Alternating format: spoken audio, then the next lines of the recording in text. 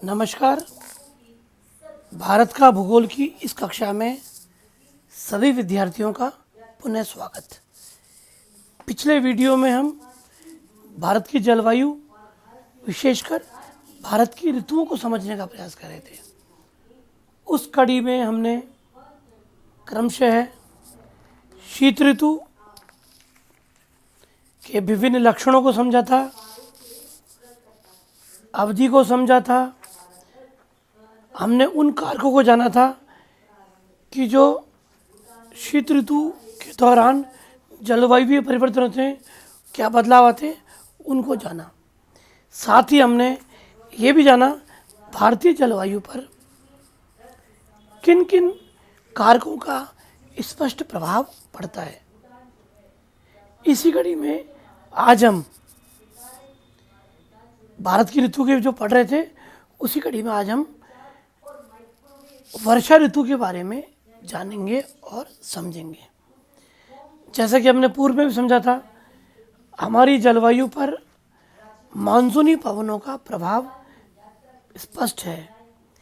इसलिए मौसम विभाग ने भी भारतीय जलवायु को मानसून की दृष्टि को रखते हुए ही विभिन्न ऋतुओं में बांटा है। हमने ये भी जाना था कि मानसूनी पवनों में जो दिशागत बदलाव होते हैं, उन दो के आधारों पर हमने ऋतु बांटी थी। और मानसून की भी दो मुख्य शाखाएं थी। एक तो उत्तर पूर्वी मानसून, जिसे हम शीतकालीन मानसून या लौटता मानसून के नाम से भी जानते हैं, जिसके अंतर्गत क्रमशः शीत ऋतु तथा ग्रीष्म ऋतु होती है। जबकि दूसरी जो शाखा है मानसून की, वो है दक्षिण पश्चिम मानसून, जिसे हम ग्रीष्मकालीन मानसून कहते हैं, जिसके अंतर्गत क्रमशः दो ऋतुएं वर्षा ऋतु और शरद ऋतु होती है। आज हम वर्षा ऋतु के बारे में बात करेंगे। जैसा कि हमने पिछले वीडियो में समझा था, मानसून पूरे प्रायद्वीपीय भारत के लिए एक आधारभूत कड़ी है। भारतीय खेती के लिए तो कहा भी जाता है कि भारतीय कृषि मूलतः मानसून का जुआ है। क्यों? पूरी की पूरी भारतीय कृषि मानसून पर निर्भर है। और ये भी अतिशयोक्ति नहीं होगी हम कहते हैं कि भारत की जो 125-30 करोड़ की आबादी है, यदि उसकी निर्भरता किसी एक तत्व पर है, किसी एक भौगोलिक तत्व पर उसकी निर्भरता है, तो निश्चित रूप से वो तत्व सिर्फ और सिर्फ मानसून है। आपने ये भी जाना था कि जो मानसून है, इसकी दो शाखाएं हैं। इसके बारे में आगे पढ़ेंगे, लेकिन इसको हम बोलते हैं दक्षिण पश्चिम मानसून या आता मानसून। ये वो समय है जब महासागरीय भागों से हवाएं किधर उत्तर भारत और भारत की तरफ चलना प्रारंभ कर देती है। उत्तर भारत हिमालय, तिब्बत के पठार रीजन में बहुत अधिक गर्मी के कारण बहुत ही ज़्यादा निम्न वायुदाब का क्षेत्र विकसित हो जाता है। जबकि इसी समय अरब सागर, हिंद महासागर और बंगाल की खाड़ी में तुलनात्मक रूप से उच्च वायुदाब का क्षेत्र बना रहता है। और जैसा कि वायुदाब का नियम है, हवाएं हमेशा उच्च से निम्न वायुदाब की तरफ संचालित होती है। तो मध्य जून के आसपास, मध्य जून से ये हवाएं भारत में प्रवेश करना आरंभ कर देती हैं। चूँकि ये हवाएं समुद्री भागों के ऊपर से आती है, तो नमी युक्त होती है, फलतः ये वर्षा करने में सहायक होती है। अब जैसे इस मैप में देखिए आप, हवाएं क्रमशः हिंद महासागर, अरब सागर, इधर बंगाल की खाड़ी से होते हुए संपूर्ण भारतवर्ष में मध्य जून से लेकर और मध्य सितंबर तक बारिश कराती है। ये भारत की जलवायु का आधार काल है। जैसा कि विदित है, वर्षा ऋतु मध्य जून से मध्य सितंबर तक रहती है। यदि इस ऋतु को भारतीय कृषि की आधा ऋतु कहा जाए तो कोई अतिशयोक्ति नहीं होगी। वस्तुतः पूरे भारतवर्ष के लिए सबसे आधारभूत और महत्वपूर्ण ऋतु वर्षा ऋतु है। फलतः पूरे भारतवर्ष में इस ऋतु का इंतज़ार सबसे ज़्यादा किया जाता है। एक प्रचंड गर्मी के लंबे समय के बाद जब अमृत रूपी वर्षा की बूंदें ज़मीन पर गिरती है तो लोगों का मन प्रसन्न होता है और वे बहुत शांति और सुकून महसूस करते हैं। इस ऋतु का प्रारंभिक काल अत्यंत गर्म एवं उच्च आर्द्रता युक्त होता है, जो कि गर्मी से भी प्रबल समस्याएं उत्पन्न करता है। इस संपूर्ण ऋतु में उच्च आर्द्रता की दशा बनी रहती है। जैसे जैसे पवनों की मात्रा बढ़ती जाती है, पवनें आती जाती है, वैसे वैसे तापमान में एक स्थिति के बाद, एक निश्चित समय के बाद कमी आने लगती है। इस समय राजस्थान, पंजाब और पूर्वोत्तर उत्तर प्रदेश को छोड़ शेष भारत में ताप संबंधी दशाओं में लगभग समरूपता या समानता बनी रहती है। राजस्थान, पंजाब और कुछ स्थानों को छोड़ दें तो अन्य सभी भागों में तापमान में धीरे धीरे कमी आने लगती है। इस नक्शे में पुणे मैंने उन पवनों, उनका विश्वपत्रिका के साथ जो ICTZ है, इंटर ट्रॉपिकल कन्वर्जन जोन, जो मानसूनी पवनों के लिए उत्तरदायी है। ये मानसूनी पवनें कैसे उत्पन्न होती है, इसका क्या प्रभाव है, इसको मैं एक अलग से वीडियो बना के आपको समझाऊंगा, क्योंकि न सिर्फ आपकी परीक्षा की दृष्टि से वरन प्रायोगिक दृष्टि से भी यह टॉपिक बहुत ज़्यादा महत्वपूर्ण है। धीरे धीरे मानसूनी पवनों के साथ तापमान में कमी आती है। दक्षिणी भारत के भागों में जहाँ तापमान में 3 से 4 डिग्री की कमी आ जाती है, वहीं उत्तर भारत में जहाँ बहुत उच्च तापमान लंबे समय से बना हुआ था, वहाँ तापमान तेज़ी से गिरता है और 5 से 8 डिग्री सेंटीग्रेड की कमी आ जाती है। मध्य जून में संपूर्ण भारत, विशेषकर उत्तरी भारत में उच्च तापमान के कारण जो निम्न दबाव का क्षेत्र विकसित होता है, उस कारण से ये पवनें तेजी से, तीव्र गति से अंदर प्रवेश करती है।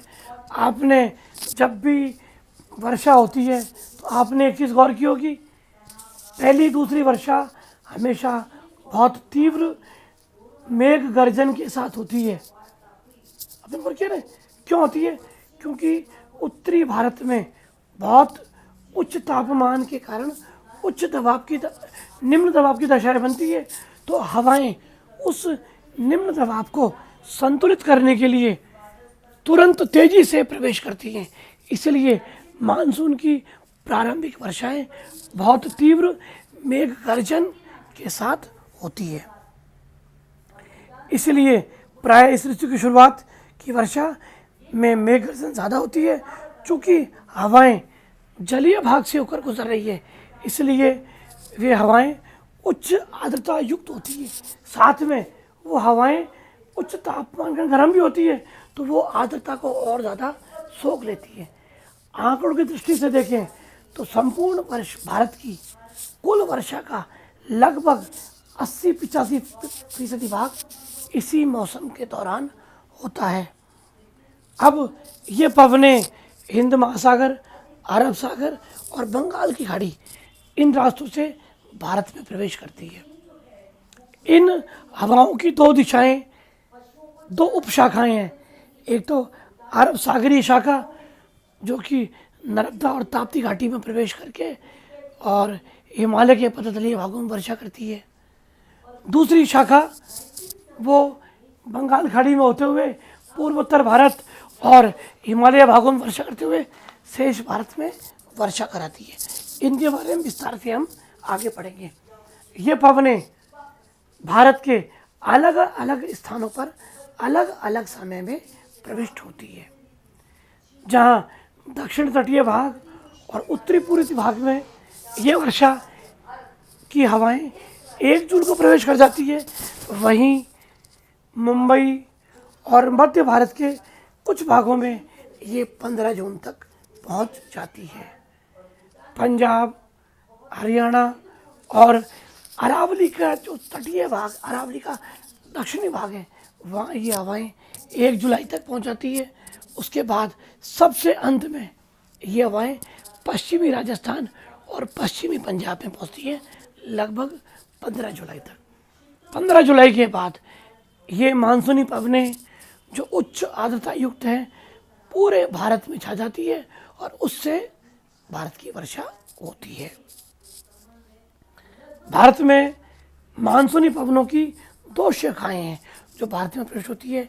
एक तो अरब सागरीय शाखा, दूसरी बंगाल की खाड़ी वाली शाखा। इनके बारे में पढ़ते हैं। सबसे पहले अरब सागरीय शाखा। यह शाखा सबसे पहले पश्चिमी घाटों से टकराती है। चूँकि इन पश्चिमी घाटों की ऊंचाइयाँ 2000 मीटर है, फलतः यहाँ ये हवाएं ज़बरदस्त बारिश करती है। केरल का मलाबार तट, कोंकण वगैरह, यहाँ पर इन हवाओं के कारण प्रचुर वर्षा होती है। यहाँ वर्षा करने के बाद ये हवाएं और ऊपर उठती है। उसके बाद जब ये पश्चिमी घाटों को पार करके उसके दूसरे भागों में पहुँचती है तो वहाँ पहुँचते पहुँचते इनकी आर्द्रता में कमी आ जाती है। इसलिए पश्चिमी घाटों के जो पश्चिमी किनारे हैं वहाँ ज़बरदस्त वर्षा होती है, वहीं उनके पूर्वी किनारों पर वर्षा नहीं होती। इन्हें हम वृष्टि छाया प्रदेश या रेन शैडो रीजन के नाम से भी जानते हैं। प्लीज़ वृष्टि छाया प्रदेश, रेनफेड एरियाज या रेनशेड एरियाज प्रतियोगी परीक्षाओं में कई बार इनसे संबंधित सवाल पूछा जाता है। साथ ही आपकी परीक्षाओं में भी छोटे प्रश्न में आ जाता है कि साहब भारत के वृष्टि छाया प्रदेश कौन कौन से हैं, तो आप उल्लेख कीजिए।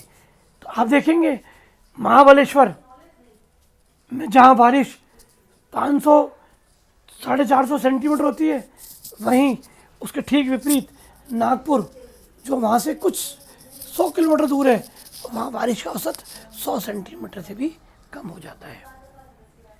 इन घाटों के दूषित वाले हिस्सों में वर्षा कम होने के कारण उन भागों को हम वृष्टि छाया प्रदेश के नाम से जाना जाता है। इस नक्शे में मैंने उन्हें आपको पहाड़ियों की स्थिति बताकर अरावली, विंध्यन, सतपुड़ा और वेस्टर्न घाट के आधार पर बताया किस प्रकार इन भागों पे इनका प्रभाव पड़ता है। इसी शाखा का एक भाग नर्मदा और ताप्ती नदी घाटियों से होता हुआ वहाँ वर्षा करता हुआ छोटा नागपुर पठार तक पहुंचकर वर्षा करता है, तथा इसका दूसरा सिरा राजस्थान को पार बिना वर्षा किए। ये भी प्रश्न हो जाता है कि साहब जब मानसूनी पवनी यहाँ से गुजर रही है तो बारिश क्यों नहीं हो रही? क्यों? क्योंकि अरावली पर्वतमाला एक तो कम ऊंचाई वाली है, दूसरा यह मानसूनी पवनों के लगभग समानांतर है। यह पवनों के सामने नहीं आती, तो इनसे पवनें टकरा नहीं पाती। अब यहाँ पर मैं पुनः एक चीज़ स्पष्ट कर दूँ, टकराने का आशय यह है जब मानसूनी पवनों के मार्ग में अवरोध आता है तो ये हवाएं ऊपर उठती है।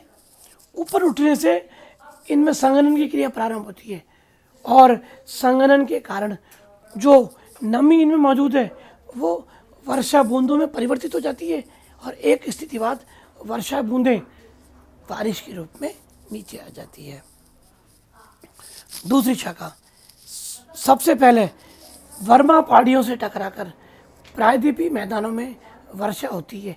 इसकी एक उपशाखा गंगा डेल्टा एवं पूर्वी भारतीय इलाकों से टकराते हुए उन इलाकों में वर्षा करती है, जबकि दूसरी उपशाखा तराई इलाकों में एवं ब्रह्मपुत्र नदी घाटी क्षेत्र में वर्षा करती है। जैसे जैसे यह उपशाखा पश्चिम में आगे बढ़ती है, इन हवाओं की आर्द्रता में कमी आने लगती है, फलतः इनसे द्वारा होने वाली वर्षा की मात्रा कम होती जाती है। इसलिए जहां बंगाल में औसतन वर्षा 180 सेंटीमीटर है, वहीं उड़ीसा में ये गिरकर 150 सेंटीमीटर औसत है, उत्तर प्रदेश में 120, पंजाब हरियाणा में 65 और राजस्थान में मात्र ये औसत 45 सेंटीमीटर रह जाता है।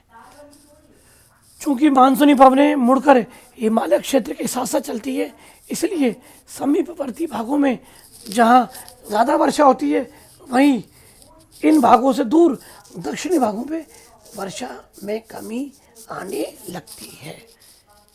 ये तो वर्षा ऋतु के बारे में। अगले वीडियो में हम शरद ऋतु और भारतीय जलवायु की विशेषताओं को संक्षिप्त में समझेंगे। धन्यवाद।